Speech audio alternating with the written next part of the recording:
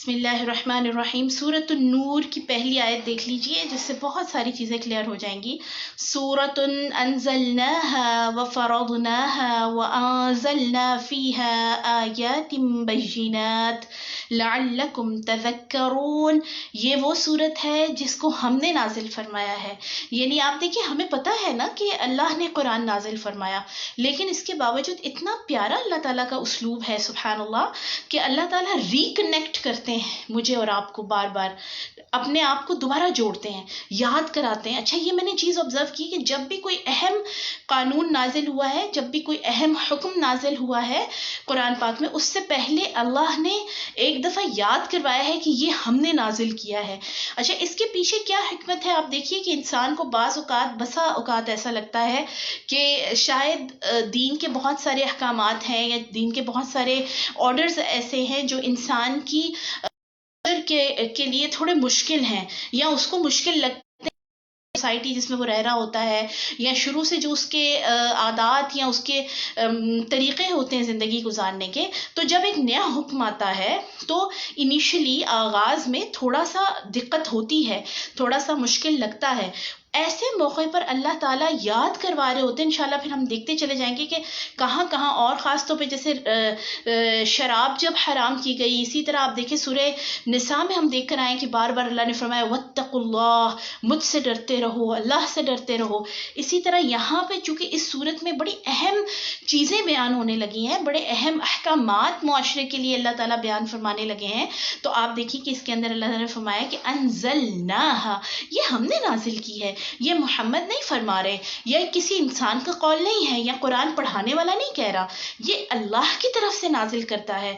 और एक दफ़ा फिर से अपने आप को, वही तौहीद का जो अकीदा मैंने शुरू में आपके सामने रखा था कि तमाम तर मजमुआ कह लें ज़िंदगी का, तमाम तर जो इस्लाम के अहकामात हैं, तमाम तर जो एक मोमिन की और एक मुस्लिम की ज़िंदगी है, अगर एक कोई ऐसा सेंट्रल या फोकल चीज़ अगर कहनी हो ना कि क्या है, किसके गिर्द घूमती है इस्लाम पूरे का पूरा, या मोमिन की ज़िंदगी किसके गिर्द घूमनी चाहिए, दैट इज़ अकीदा तौहीद, अल्लाह का कॉन्सेप्ट।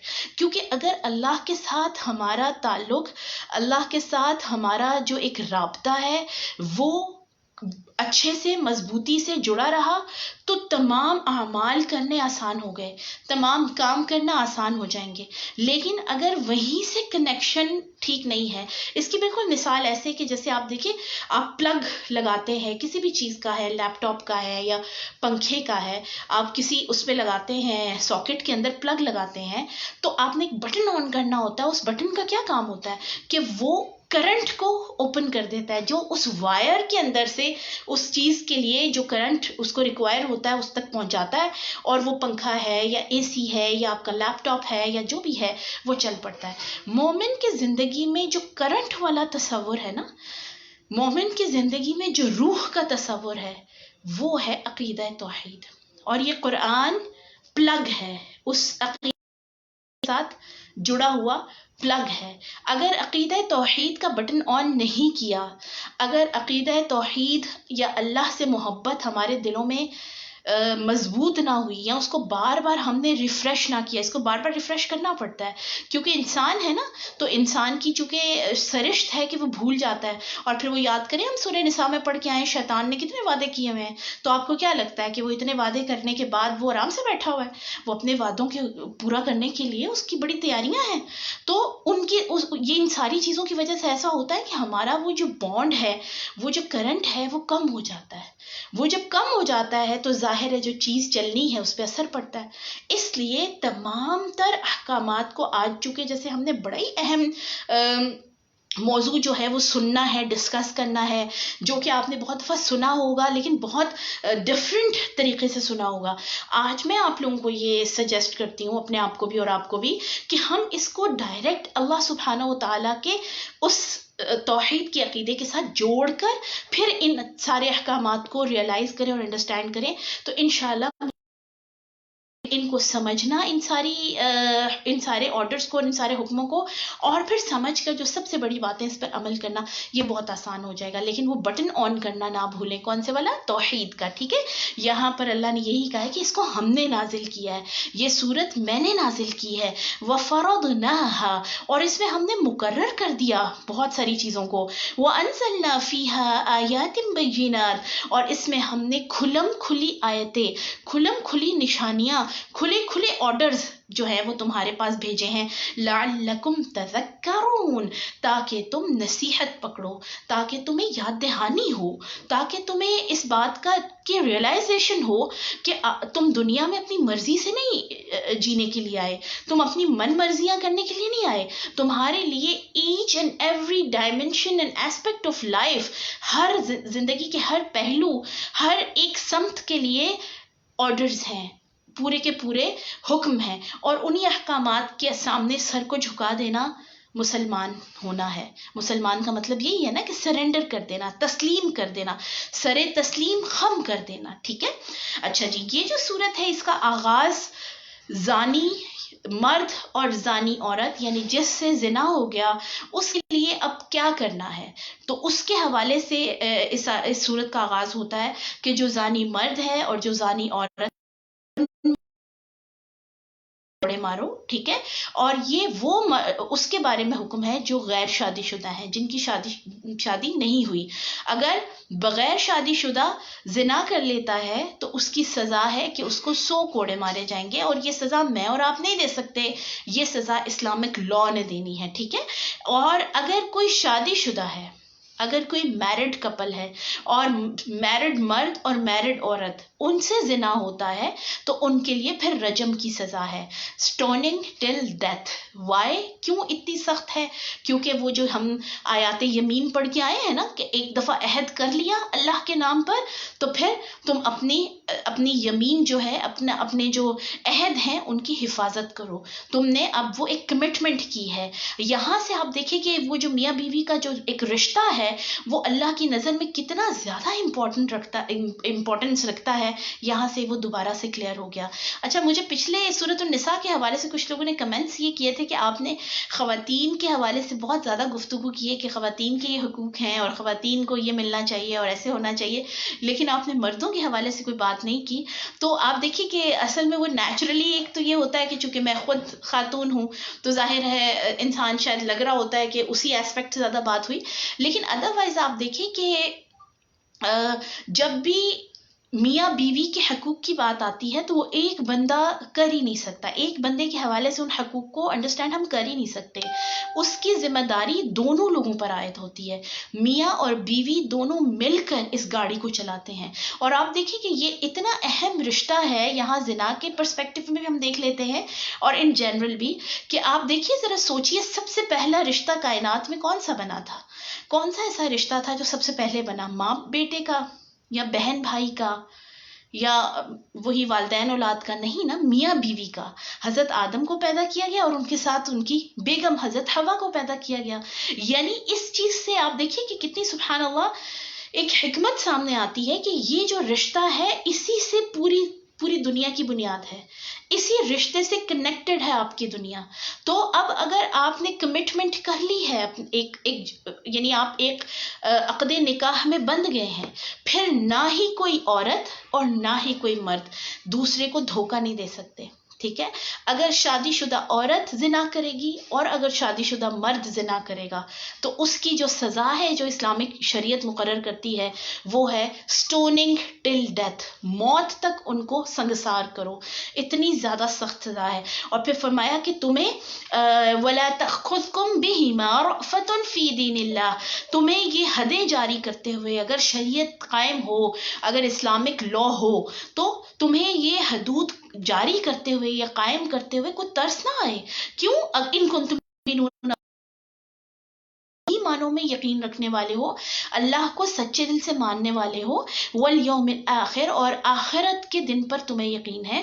کیوں؟ کیونکہ اسی میں تمہاری بھلائی ہے، اسی میں معاشرے کی بھلائی ہے. اور آپ دیکھیں، ایک سیکنڈ کے لیے سوچیں، اگر یہ سزائیں، یہ جو کیپٹل پنشمنٹس جن کو کہتے ہیں، جو شرعی حدود ہیں، جو شرعی سزائیں ہیں، اگر یہ پریکٹیکلی ہمارے ملک میں یا کسی بھی جگہ پر یہ چل رہی ہوں، تو وہاں پر کوئی زنا کرے گا؟ پھر وہاں پر کوئی چوری کرے گا؟ اگر کسی چور کے ہاتھ کٹ جائیں ایک دفعہ چوری کرنے پر، تو دوبارہ شاید کوئی چوری نہ کرے، ہے نا. یہ آئے روز ہمارے ملک میں جو چھوٹی چھوٹی بچیوں کے ساتھ اللہ تعالیٰ غارت کرے ایسے لوگوں کو، اگر ان کے نصیب میں ہدایت نہیں ہے، چھوٹی چھوٹی پھولوں جیسی بچیوں کے ساتھ ریپ اور اس طرح کے جو زیادتی کے قوانین ہیں، اگر کسی ایک کو بھی صحیح طرح سے ایک اس کا جس طرح اللہ تعالیٰ کی طرف سے حکم ہے اس طرح سے سزا دی جائے، تو کیا دوبارہ یہ معاملات اس لیول پر ہوں گے؟ نہیں، کم ہو جائیں گے نا، کیونکہ انسان ڈر جاتا ہے پھر. تو آپ دیکھیے کہ ان کے اندر سورہ بقرہ میں جب اللہ تعالیٰ نے حکم یہ سارے السن بالسن والانف بالانف، کے آنکھ کے بدلے آنکھ، ناک کے بدلے ناک، دانت کے بدلے دانت، تو آگے اس آیت کا اینڈ پہ ہے کہ اس میں تمہارے لیے زندگی ہے. یہ وہ سزائیں ہیں، کسی نے قتل کر دیا تو قتل کے بدلے میں قتل ہے، قاتل کو بھی اسی طرح سزا ملے گی. فرمایا کہ سننے میں یہ چیزیں بڑی بٹر لگتی ہیں، بہت ریجڈ لگتی ہیں، بہت سخت لگتی ہیں، لیکن اس میں یہ جو قصاص کا قانون ہے، اس میں تمہارے لیے حیات ہے، زندگی ہے. اصل میں معاشروں کے اندر سٹیبلٹی اسی سے آتی ہے. اور جہاں کہیں آپ گھما کے دیکھ لیں کہ جن جن ملکوں میں تھوڑے بہت اسلامک لاز ہیں، وہاں پر چوری نہ ہونے کے برابر ہے. جیسے سعودیہ میں آپ دیکھیے کہ اسلامک لا ہے، تو وہاں پر چوری اس طرح سے نہیں آپ کو سامنے آتی، ریپس کے کیسز سامنے نہیں آتے. کیوں بھلا؟ کیونکہ امپلیمنٹیشن ہے. تو اللہ کرے کہ ہمیں بھی یہ ساری چیزیں نصیب ہوں. اور اس کے بعد جو ہے سورہ نور کے اندر آگے چل کر حضرت عائشہ رضی اللہ تعالیٰ عنہ کے حوالے سے واقعہ افک جسے کہتے ہیں، اس کا تذکرہ ہے. یہ آیت نمبر 11. اس کا جو بیک گراؤنڈ ہے وہ یہ ہے کہ حضرت عائشہ رضی اللہ تعالیٰ عنہ نبی صلی اللہ علیہ وسلم کے ساتھ غزوہ بنو المستلق میں، اس کو غزوہ بنی مریسیع بھی کہتے ہیں، آپ ان کے ساتھ اس سفر میں تشریف لے گئی تھی. آپ صلی اللہ علیہ وسلم کی عادت مبارکہ تھی کہ اپنے ہر سفر میں اپنی بیگم جو کوئی نہ کوئی بیگم کو جن کی باری ہوتی ان کو ساتھ رکھتے تھے. تو اس سفر میں حضرت عائشہ رضی اللہ تعالی عنہ آپ صلی اللہ علیہ وسلم کے ساتھ تھیں. اب ایسا ہوا کہ جب آپ نے مدینہ کے قریب ایک جگہ قیام فرمایا اور صبح کو جب وہاں سے روانہ ہونے لگے، تو جو حضرت عائشہ رضی اللہ تعالیٰ عنہ کا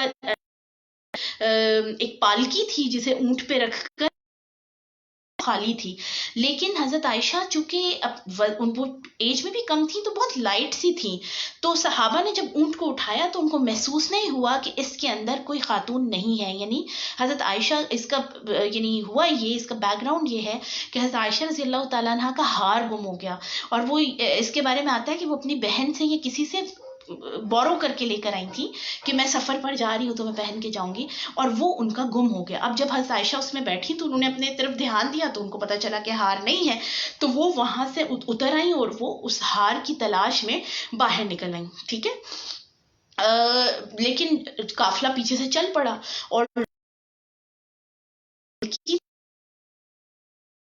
جانور اٹھا ہے، اونٹ اٹھا ہے، تو ان کو فیل نہیں ہوا کہ اس کے اندر نہیں ہے. اب وہ قافلہ وہاں سے چل پڑا.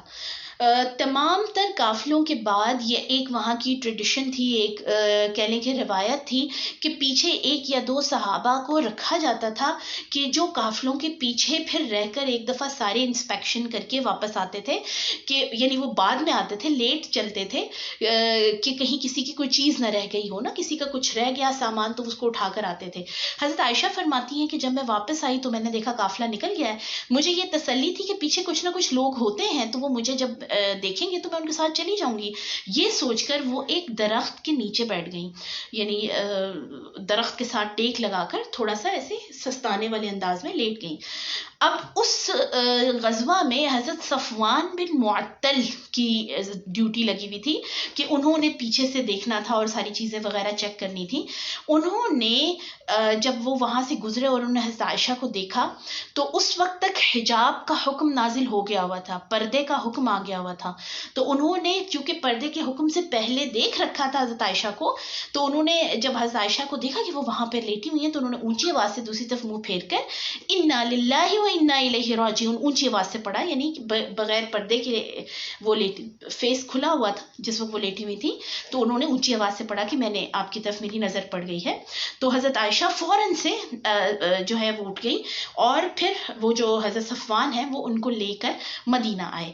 اب اس طرح سے وہ مدینہ میں داخل ہوئے کہ انہوں نے اونٹ پر حضرت عائشہ کو بٹھایا ہوا تھا. ظاہر ہے نبی کی زوجہ ہیں, ام المؤمنین ہیں اور سب کے لیے معزز ہیں, تو ان کو اونٹ کے اوپر بٹھایا ہوا تھا. اور صفوان جو ہیں انہوں نے اس اونٹ کی لگام پکڑی ہوئی تھی. اور مدینہ کے اندر جس وقت انٹر ہوئے تو منافقین چونکہ مدینہ کے اندر بہت زیادہ پائے جاتے تھے, اور ہم نے جب منافقین کا تذکرہ پڑھا تو میں نے ان کے لیے شدید ترین سزا کا حکم ہے. ان المنافقین فی الدرک الاسفل من النار, منافقین جو ہیں وہ سب سے نچلے گھڑے میں ہوں گے جہنم کے. کیا وجہ ہے؟ کیونکہ مذبذبین بین ذلک لا الہ الا ولا الہ الا, نہ ہی وہ کافر ہیں صحیح طریقے سے اور نہ ہی وہ مسلمان ہیں. تو انہوں نے چونکہ وہ مسلمانوں کے خلاف پہلے ہی موقع ڈھونڈتے رہتے تھے اور پہلے ہی تلاش میں رہتے تھے کہ کوئی ویکنس ملے, تو یہ کہا جاتا ہے کہ عبداللہ بن ابی جو رئیس المنافقین ہے, اس نے جب دیکھا کہ صفوان آ رہے ہیں, اور صفوان رضی اللہ تعالیٰ عنہ کے بارے میں آتا ہے کہ بہت ہی ہینڈسم نوجوان تھے, بڑے خوش شکل تھے وہ صفوان, تو انہوں نے کہا کہ یہ ایسے ہی نہیں عائشہ پیچھے رہ گئی, یقیناً ان دونوں کے لیے کوئی نہ کوئی مسئلہ ہے. اب یہاں سے میں اور آپ دیکھتے چلے جائیں کہ ہم بھی کئی دفعہ آنکھوں دیکھی کو آپ سمجھ رہے ہوتے کہ یہ تو سارا افسانہ سمجھ میں آ گیا, یقیناً پیچھے کوئی مسئلہ ہے, حالانکہ جو ہمیں نظر آ رہا ہوتا ہے وہ کئی دفعہ مطلب ہاف آف دا اسٹوری ہوتی ہے. ٹھیک ہے, the next half of the story will be totally different, لیکن اس طرف ہمارا ذہن نہیں جاتا. تو یہ آپ دیکھ لیں کہ کن کا کام ہے کہ چھوٹے سی اس اسٹوری کے اتنے سے حصے سے کہانیاں بنا لینا, منافقین کا. تو انہوں نے حضرت عائشہ کو جب دیکھا تو انہوں نے منافقین کے سردار نے, اس نے سارے مدینہ میں شور مچوا دیا کہ عائشہ اور صفوان جو ہیں ان کے درمیان کوئی مسئلہ ہے. اور آپ دیکھیے پھر کہ نبی صلی اللہ علیہ وسلم بہت پریشان رہے, پروپیگنڈا بہت پھیل گیا, اور بڑی اس میں اسٹرینج بات جو یہ ہے کہ بہت سارے صحابہ بھی اس پروپیگنڈے کا شکار ہو گئے, جن میں اچھا وہ صحابہ جو بڑے نبی صلی اللہ علیہ وسلم کی فیملی کے قریب تھے.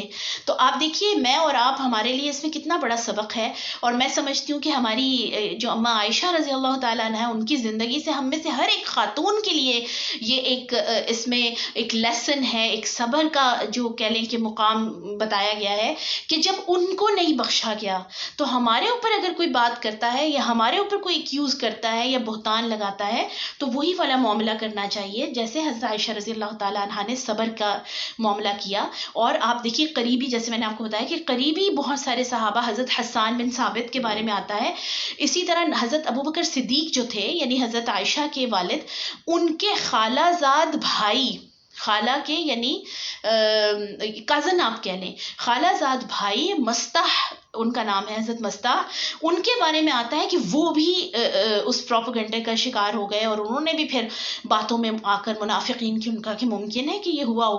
اسی طرح حضرت حمنہ بنت جحش جو حضرت زینب آپ صلی اللہ علیہ وسلم کی جو زوجہ تھیں, حضرت زینب بنت جحش ان کی بہن تھی حمنہ بنت جحش, ان کے بارے میں بھی آتا ہے کہ وہ بھی اس پروپیگنڈے کا شکار ہوئی اور انہوں نے بھی یعنی اس میں حصہ لی. حصے سے مراد یہ ہے کہ وہ ایکسپٹ انہوں نے کیا کہ واقعی اس طرح ہوا ہوگا. یہاں سے آپ دیکھیے کئی دفعہ ہمارے قریبی جو بہت قریبی لوگ ہوتے ہیں جن سے ہم امید نہیں رکھ رہے ہوتے کہ یہ ہمارے خلاف, یہاں سے بہت بڑا ہمارے لیے ایک لیسن ہے. تو ایک مہینے تک یہ سارا معاملہ چلا اور حضرت نبی صلی اللہ علیہ وسلم بہت پریشان رہے, اور بہت زیادہ آپ لوگوں کی باتیں سن کر کہ حضرت عائشہ کی انہی دنوں طبیعت شدید خراب ہو گئی اور انہوں نے پھر اجازت لے کر وہ اپنی والدہ کے گھر آ گئیں. آپ آتے تھے خاموشی سے بیٹھ کر مل کر واپس آ جاتے تھے, زیادہ بات چیت نہیں کرتے تھے. حضرت عائشہ کو تو پتہ بھی نہیں تھا کہ کیا چل رہا ہے, کس طرح سے میرے خلاف باتیں ہو رہی ہیں. اور ایک دن وہ اس کے بارے میں آتا ہے کہ بڑے مزے کا یہ واقعہ ہے کہ ایک دن وہ قضائے حاجت کے لیے حضرت مستح کی والدہ, چونکہ رشتہ دار تھے نا ان کے ساتھ باہر جا رہی تھیں, تو رستے میں ان کو ٹھوکر لگی, ان کو حضرت مستح کی والدہ کو. تو جیسے ہی ٹھوکر لگی انہوں نے کہا مستح تم پر اللہ کی لعنت ہو. اب حضرت عائشہ کہتی ہیں کہ میں نے کہا آپ کیوں اپنے بیٹے کو, جو اتنا نیک انسان ہے اور صحابہ میں سے ہے اور عظیم ان میں سے آتا ہے, بہت یعنی کہہ لیں کہ جلیل القدر صحابہ میں سے ہیں, آپ اپنے بیٹے کے لیے جو اتنا اچھا مسلمان ہے, اتنا اچھا بندہ ہے, آپ اس کے لیے کیوں ایسے کہہ رہی ہیں کہ اس پر لعنت ہو؟ تو انہوں نے مستح کی جو والدہ ہے انہوں نے کہا کہ کیا تمہیں نہیں پتا کہ عائشہ نے کہا کہ واللہ مجھے نہیں پتا کیا کیا ہے. تو انہوں نے کہا تم پر جو الزام لگے ہیں اس میں, انہوں نے کہا کون سے الزام؟ تو انہوں نے پھر مستح کی والدہ نے پورا ان کو واقعہ سنایا کس طرح جب تم واپس آئی ہو تو پورے مدینہ کے اندر تمہارے اور صفوان کے بارے میں باتیں ہو رہی ہیں. حضرت عائشہ کہتی ہیں کہ میں یہ سیرت عائشہ میں سے اگر پڑھے نا تو بہت بہت آنکھوں سے آنسو جاری ہو جاتے ہیں. حضرت عائشہ فرماتی ہیں کہ میں زمین پر بیٹھ کے رونے لگ پڑی اور میں نے کہا اچھا تبھی نبی صلی اللہ علیہ وسلم اتنے چپ چاپ رہتے ہیں, کیونکہ آپ صلی اللہ علیہ وسلم کا حضرت عائشہ چونکہ ایج میں بہت کم تھی تو ان کے ساتھ جو ریلیشن شپ سامنے آتا ہے وہ بہت ہی چلبلا سا اور بڑا ہی لونگ اور بہت ہی فرینک سا. تو وہ کہتی ہے تبھی میں نے یہ محسوس کیا کہ نبی صلی اللہ علیہ وسلم آتے ہیں تو خاموش رہتے ہیں, اور کیا نبی صلی اللہ علیہ وسلم نے یقین کر لیا اس بات پر؟ وہ کہتی ہیں کہ میں تو یہ سوچ کر شدید پریشان ہو گئی.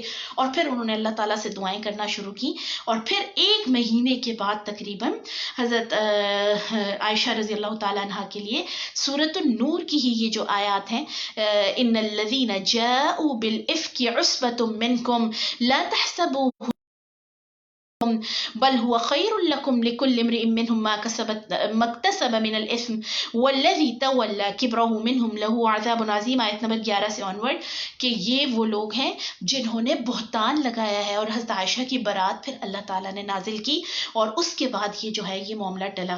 اچھا اب مجھے یہ چونکہ بہت ریلیونٹ لگتا ہے اپنی زندگیوں سے, بڑا میں ریلیٹ کرتی ہوں اس واقعے کو کہ ہم میں سے ہر کوئی, یقیناً جتنے لوگ مجھے سن رہے ہیں, ہم میں سے زندگی ہر کسی کی زندگیوں میں یقیناً یہ وقت آیا ہوگا کہ اللہ نہ کرے کہ اتنی لمٹ تک آئے, لیکن کچھ نہ کچھ ایک ایکوزیشن یا الزامات, یا زندگی ہے نا اور لوگ ظاہر خدا نہیں ہوتے تو ان کو تو نہیں پتا کہ انسان کیسا ہے اندر سے, تو وہ کوئی نہ کوئی بات کر بیٹھتے ہیں. تو آپ دیکھیے کہ اس کے بعد کیا ہوا ہوگا. اس کے بعد یہ ہوا کہ حضرت ابوبکر صدیق رضی اللہ تعالیٰ عنہ کو جب پتہ چلا مستح نے یہ کیا ہے, حضرت مستح جو ان کے کزن تھے شروع سے حضرت ابوبکر صدیق ان کی کفالت کرتے تھے.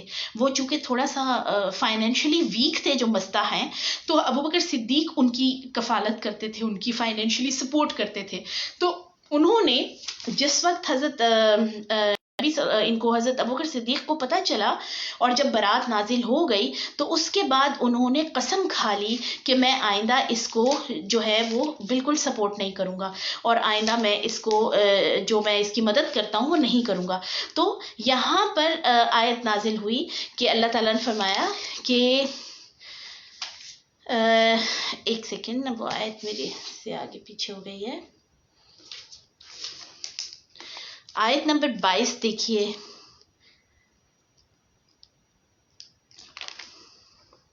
ہاں سوری آیت نمبر 22 ہی ہے. وَلَا يَأْتَلِ, انہوں نے حضرت ابوبکر صدیق نے قسم کھا لی تھی, انہوں نے قسم کھائی آئندہ میں اس کو سپورٹ نہیں کروں گا. تو انہوں نے فوراً سے اللہ تعالیٰ نے فوراً سے وحی نازل فرمائی وَلَا يَأْتَلِ أُولُو الْفَضْلِ مِنْكُمْ, تم میں سے جو مال و دولت والے ہیں, یعنی اولو الفضل کا مطلب ہے فضل والے, اللہ کا فضل ہے جن پر, وَالسَّعَةِ, اور جن کے پاس مال کی کشادگی ہے, ہرگز قسمیں نہ کھائیں أَن يُؤْتُوا أُولِي الْقُرْبَى وَالْمَسَاكِينِ وَالْمُهَاجِرِينَ فی سبیل اللہ, کہ اب کے بعد سے وہ اپنے رشتہ داروں کو یا پھر مساکین کو یا جو ہجرت کر کے آئیں, کیونکہ حسان بن ثابت کا بھی نام آ رہا ہے اور لوگوں کا بھی آ رہا ہے کہ ان کی اب دوبارہ مدد نہیں کریں گے. وَلْيَعْفُوا وَلْيَصْفَحُوا, تمہیں چاہیے کہ تم درگزر کرتے رہو اور معاف کر دو. أَلَا تُحِبُّونَ أَن يَغْفِرَ اللَّهُ لَكُمْ, کیا تمہیں نہیں پسند کہ اللہ تمہیں معاف کر دے قیامت کے دن. وَاللَّهُ غَفُورٌ رَحِيمٌ, اور اللہ رحم کرنے والا, معاف کروانے والا ہے, کرنے والا ہے. ابوبکر صدیق رضی اللہ تعالیٰ عنہ کو جب یہ بات پہنچی, ان تک یہ آیت پہنچی, تو انہوں نے فوراً ان کے بارے میں آتا ہے کہ وہ بے ساختہ پکار اٹھے کہ کیوں نہیں ہے ہمارے رب, ہم ضرور یہ چاہتے ہیں کہ تو ہمیں معاف فرما دے. اور اس کے بعد انہوں نے اپنی قسم کا کفارہ ادا کیا, جو انہوں نے قسم کھائی تھی کہ اب میں اس کی سپورٹ نہیں کروں گا اس کو. تو اس کے بعد انہوں نے کفارہ ادا کر کے دوبارہ حضرت مستح کو اسی طرح سپورٹ کرنا شروع کیا جیسے پہلے کیا کرتے تھے. تو آپ دیکھیے کہ ہم بھی بہت ساری چیزوں پہ بہت ساری نیکیاں ہم اس وجہ سے کرنا چھوڑ دیتے ہیں کہ جو اگلا بندہ ہے وہ ہمارے لیے کوئی غلط لفظ کہہ دیتا ہے یا پھر ہمارے لیے اچھے الفاظ کا استعمال نہیں کرتا یا اس طرح سے ہمارا بدلہ اچھائی کا اچھائی سے نہیں دیتا. تو یہاں سے ایک بہت بڑا سبق ہمیں مل رہا ہے حضرت ابوبکر صدیق کے حوالے سے کہ ان کی بیٹی پر اتنا بڑا الزام لگانے والے کو اللہ کہہ رہے ہیں کہ معاف کر دو اور درگزر کرو اور اسی اپنی اچھائیوں پر واپس آ جاؤ. تو یہ ایسی میری بہنوں ایسی وائٹامنز میں ہمیشہ کہتی ہوتی ہوں یہ ملٹی وائٹامنز ہمیں مل رہے ہوتے ہیں جو ہمارے اندر ویکنیسز آ جاتی ہیں نا معاشرے کی وجہ سے یا روزمرہ ہماری جو پریشانیاں ہوتی ہیں ان کی وجہ سے اور ہم اپنی جو نیکیاں ہیں ان میں ویک ہونا شروع ہو جاتے ہیں. تو قرآن آپ کو دوبارہ سے اسٹرینتھن کرتا ہے, قرآن آپ کو دوبارہ سے ہمت دیتا ہے. اور پھر کن کے واقعات سے؟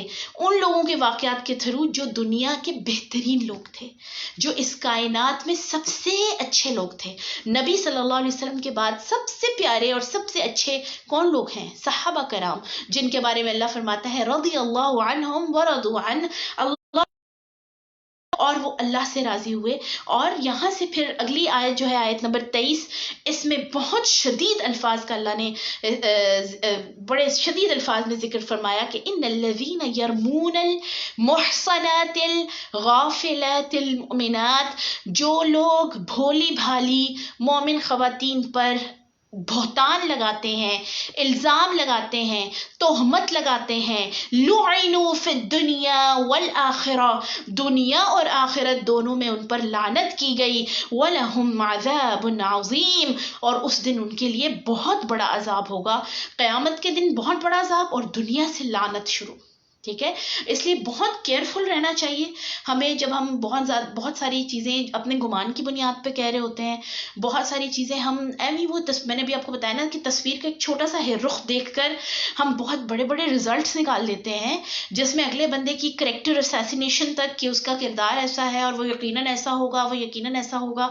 ہم تو آرام سے بات کر دیتے ہیں, لیکن اگر اگلا بندہ ایسا نہیں ہے آپ سوچیں تو ہم پر اللہ کی شدید لعنت دنیا اور آخرت دونوں میں. اور عموماً گھر کے بڑے جو ہمارے ہوتے ہیں ہم دیکھ رہے ہوتے ہیں کہ ان میں تھوڑی سی عادت پائی جاتی ہے چونکہ ہم ان کی فوراً سے اصلاح نہیں کر پاتے.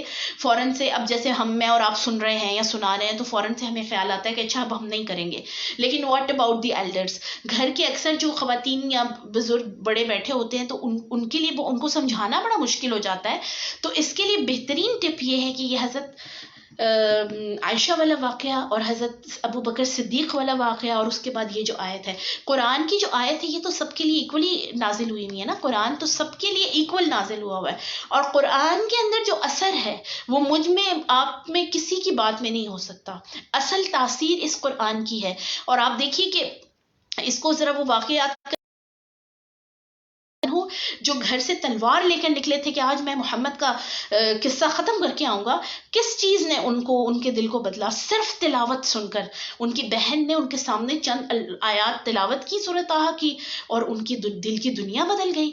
اور وہ جو دشمنی میں اور وہ جو سب چیزوں میں آگے تھے کہ آج محمد کو ختم کر کے آ رہا ہوں, وہ ان کے قدموں میں جا کے بیٹھ گئے. تو مسئلہ تبھی درست ہو سکتا ہے, ہمارے جو کہہ لیں کہ عقیدے ہیں یا ہماری تھاٹس ہیں یا ہماری عادات ہیں وہ میرے اور آپ کے کہنے سے کبھی بھی ان پر اثر اس طرح نہیں پڑے گا یا وقتی پڑے گا جب تک ہم قرآن کے ساتھ ڈائریکٹ یہ جو الفاظ ہیں ان کے ساتھ کنیکٹ نہیں ہوتے. اسی لیے میں آپ سب کو کہتی ہوں کہ آپ اپنا قرآن پاک سامنے رکھیں کھول کر, اور جیسے جیسے یہ آپ آیتیں پڑھ رہے ہیں, میں اسی لیے آیت نمبر بھی بول رہی ہوں, ان کو نوٹ کریں اور پھر یہ سب کے سامنے آپ اپنے گھر والوں کے بھی سامنے بیان کر لیں ان کو ایسے, یا پھر آپ کسی بھی ٹول کو یوز کر لیں, واٹس ایپ کر سکتے ہیں یہی آیات کہ جو لوگ دوسروں پر الزام لگاتے ہیں, بہتان لگاتے ہیں اور وہ اس کے بارے میں شور نہیں ہوتے. اور پھر فرمایا اگر تمہیں اتنا ہی شوق ہے اور اگر تم نے کسی کو برائی کرتے ہوئے دیکھا ہے تو 4 گواہ لے کر آؤ.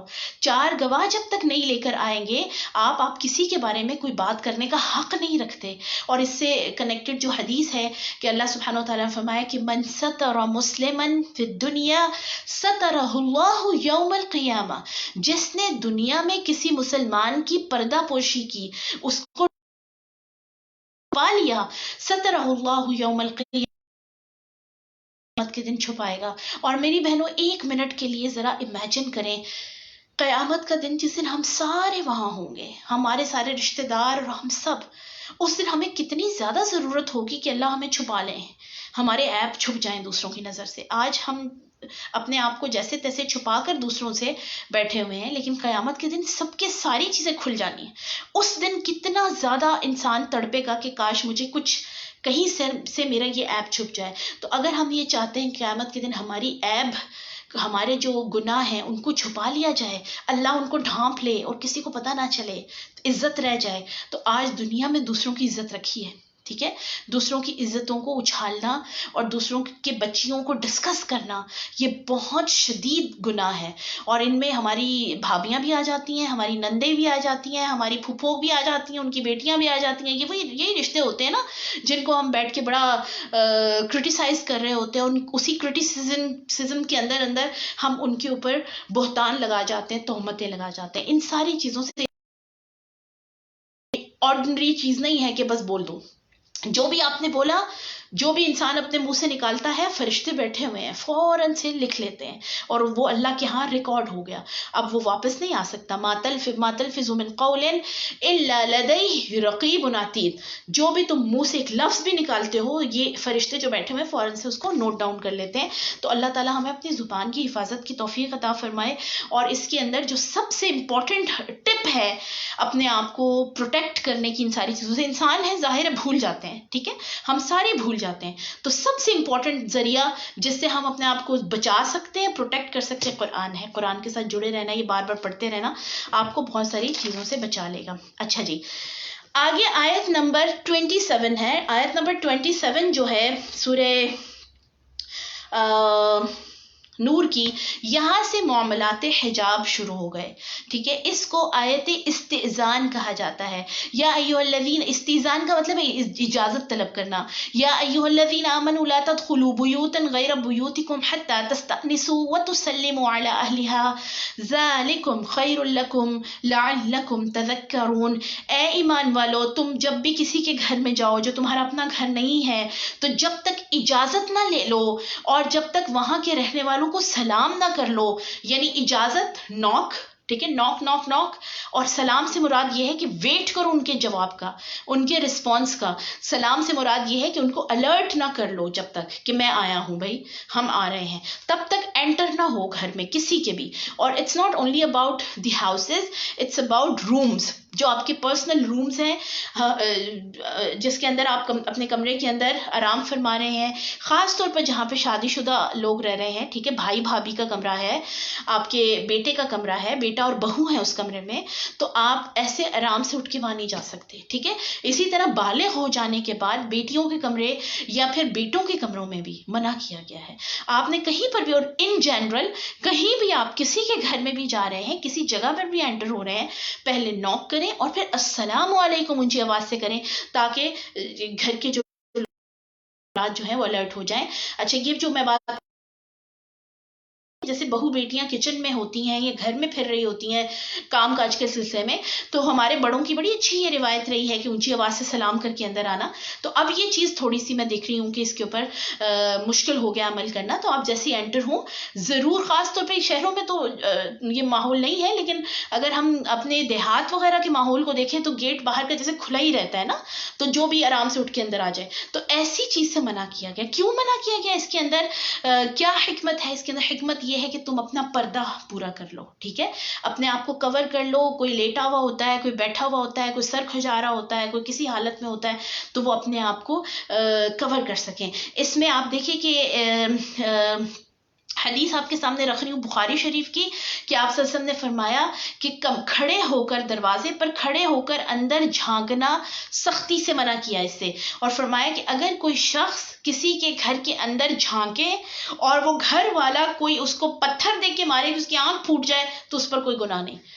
یعنی ان شارٹ کہ اگر کوئی آپ کے گھر میں جھانک رہا ہے، وہ ٹوئیں لینے والا کہ یہ جی کیا ہو رہا ہے، اور گزرتے آتے جاتے جو اندر نظریں ہم کر کے دیکھ رہے ہوتے ہیں، تو آپ اس کو پتھر دے کے مارے تو اس کی آنکھ پھوٹ جائے تو بھی اس پر کوئی پوچھ نہیں کر سکے گا، کیونکہ وہ اتنا غلط کام کر رہا ہے. ٹھیک ہے، تو یہاں سے ہم اچھا، یہاں سے پھر دو تین اور چیزیں سامنے آتی کہ صرف گھروں میں نہیں بلکہ اور بھی آپ کی بہت ساری پرسنل میٹرز ہوتے ہیں جس کے اندر، جیسے میاں بیوی کے آپس کے معاملات، جس کے حوالے سے پہلے بھی ہم بات کر چکے ہیں، ان کے اندر بہت زیادہ ٹوئیں نہیں لینی چاہیے، بہت زیادہ آپ تجسس نہ کریں, ان کو آپس کے معاملات خود سلجھانے دیں, یا پھر گھر کے کوئی بزرگ چھوٹے چھوٹے جو لوگ ہیں یا چھوٹے چھوٹوں کے ہم رشتہ دار ہوتے ہیں, اکثر جب ان کو باتیں پتہ چلتی ہیں تو وہ صلح کے بجائے اور بگاڑ پیدا کرتے ہیں.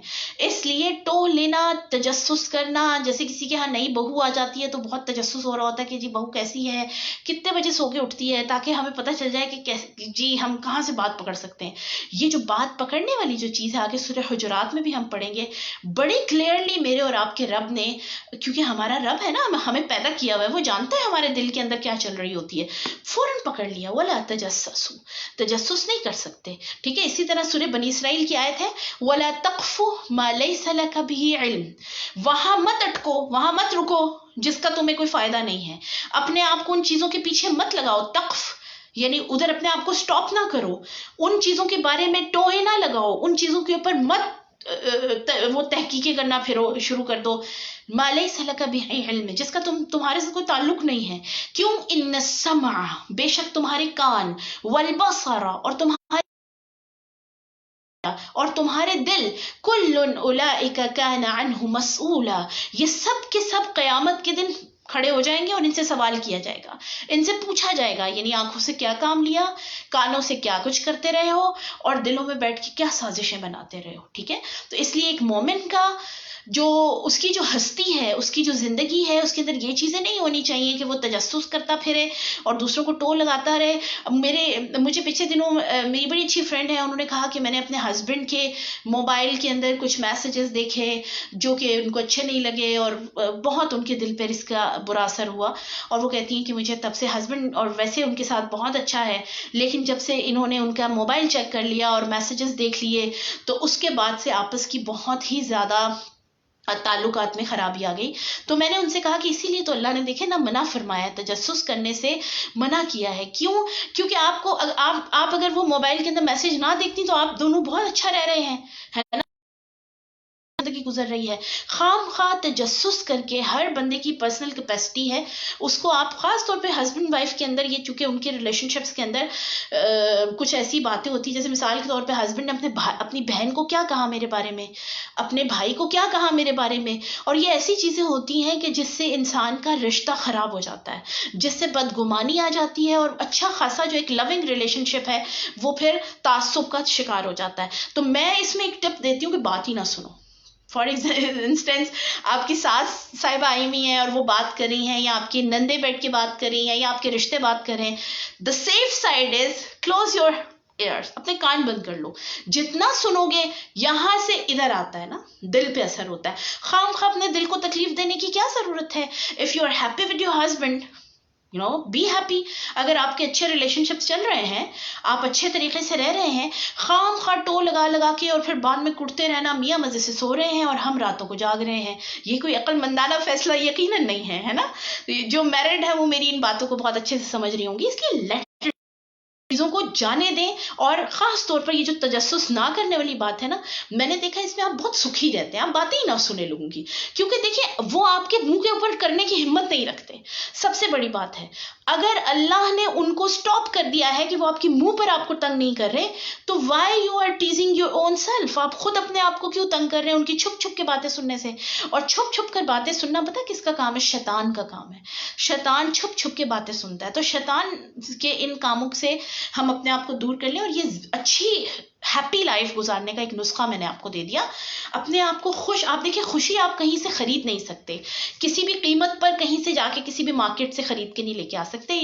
You have to keep yourself happy by your own self. آپ نے اپنے آپ کو خود خوش رکھنا ہے, اور خوش رکھنے کے لیے جو اللہ کے گیون قانون ہیں, اوپر ایک دم سے کسی کے کمرے میں مت جائیں, ایک دم سے کسی کی باتیں مت سنیں, لوگوں کی جو باتیں آپ کے سامنے نہیں ہوئی, جن کے اوپر اللہ نے پردہ ڈال دیا, آپ پردے کھول کھول کے مت چیک کریں, میسیجز مت چیک کریں, چھپ چھپ کے باتیں مت سنیں. وہ آپ کے لیے انزائٹی, ٹینشن, ڈپریشن کا سبب بنے.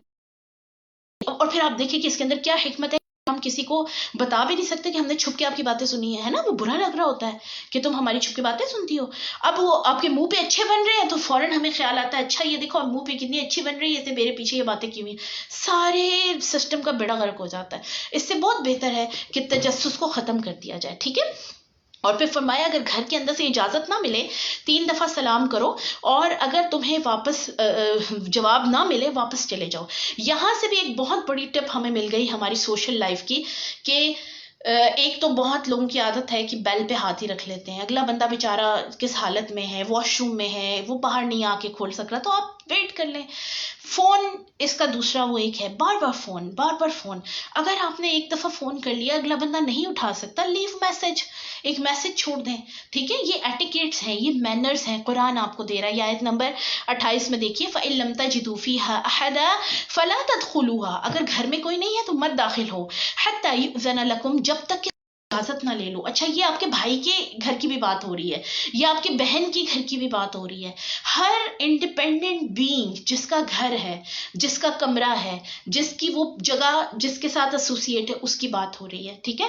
وَإِن قِيلَ لَكُمُ ارْجِعُوا، اور اگر تم سے کہا جائے کہ ہم اس وقت فری نہیں ہیں، واپس ہو جاؤ، فَارْجِعُوا، تو واپس چلے جاؤ، هُوَ أَزْكَىٰ لَكُمْ، یہ تمہارے لیے بڑا ہی بہترین ہے، وَاللَّهُ بِمَا تَعْمَلُونَ عَلِيمٌ، اور اللہ خوب جانتا ہے تم جو کچھ کرتے پھرتے ہو، اس سے اللہ بڑا واقف ہے۔ اب آپ دیکھیں گریجولی اللہ تعالیٰ چیزوں کو کلیئر کرتے جا رہے ہیں، موڈیسٹی سے، حیا سے جو لنکڈ ہیں۔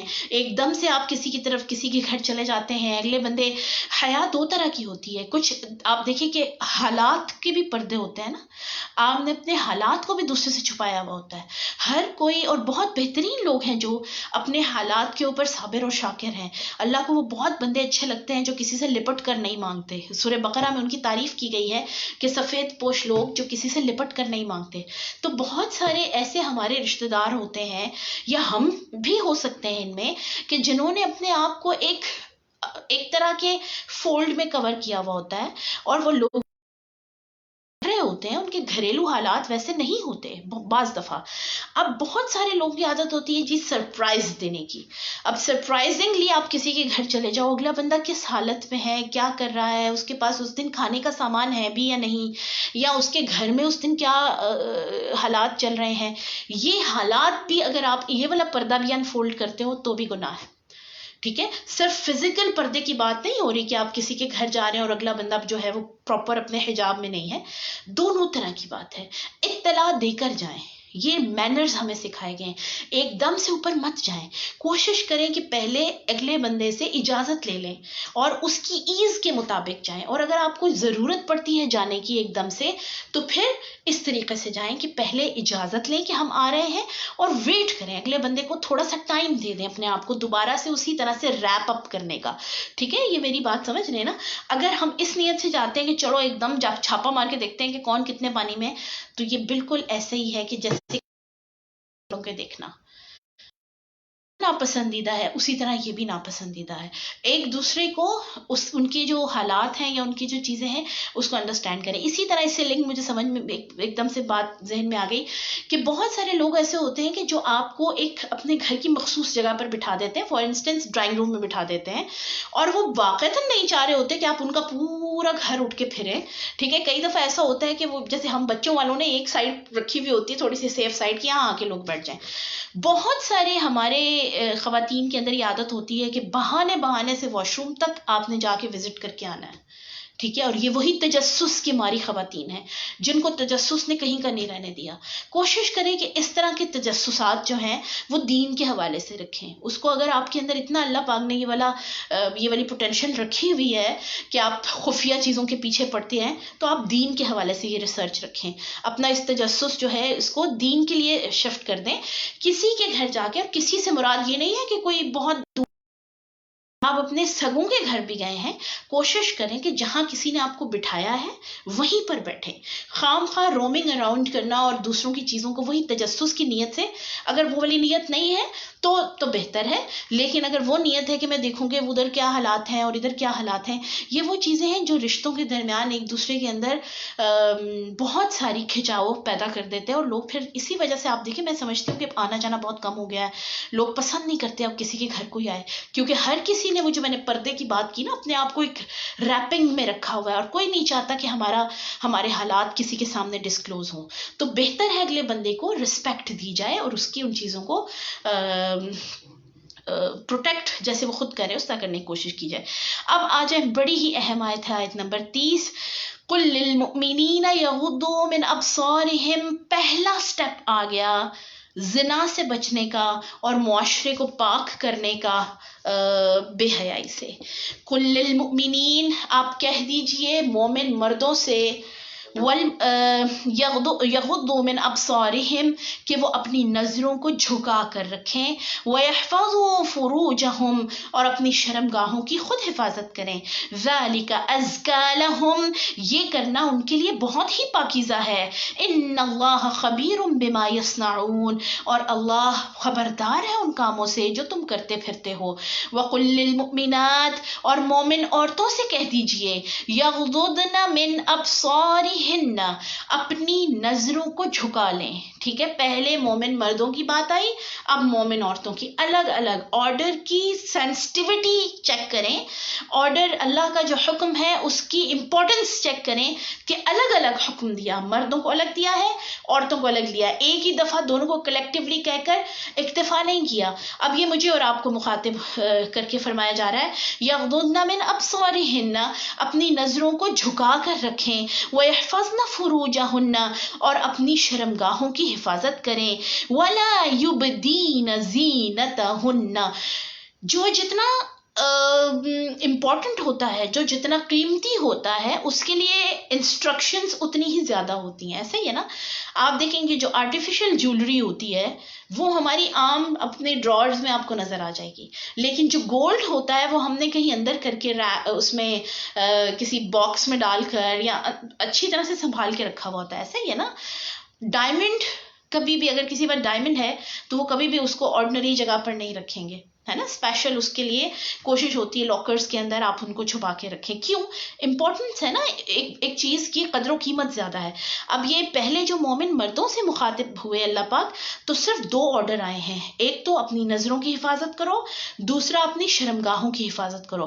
لیکن خواتین چونکہ زیادہ سینسٹیو ہیں، زیادہ نازک ہیں، سوفسٹیکیٹڈ ہیں، ہے نا، زیادہ فریجائل ہیں، ان کے لیے اب آرڈرز بھی زیادہ ہیں. کیا کرنا ہے؟ نظروں کی حفاظت کرنی ہے، پھر اپنی شرمگاہوں کی حفاظت کرنی ہے.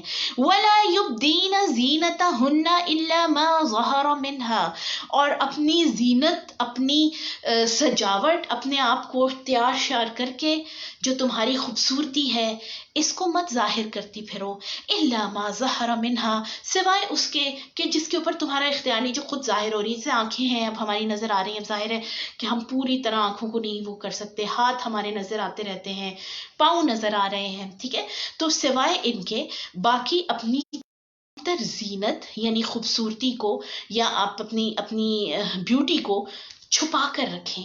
وَلْيَضْرِبْنَ، اگلا آرڈر یعنی تیسرا کہ اپنے آپ کو خوبصورتی کو، آرائش کو چھپا کے رکھنا. اب یہ ہے 4th آرڈر، وَلْيَضْرِبْنَ بِخُمُرِهِنَّ عَلَى جُيُوبِهِنَّ، اور عورتوں کو چاہیے، مومن عورتوں کو، ٹھیک ہے، پہلے ہی کہہ دیا کہ مومن عورتوں کو یہ بات کہو.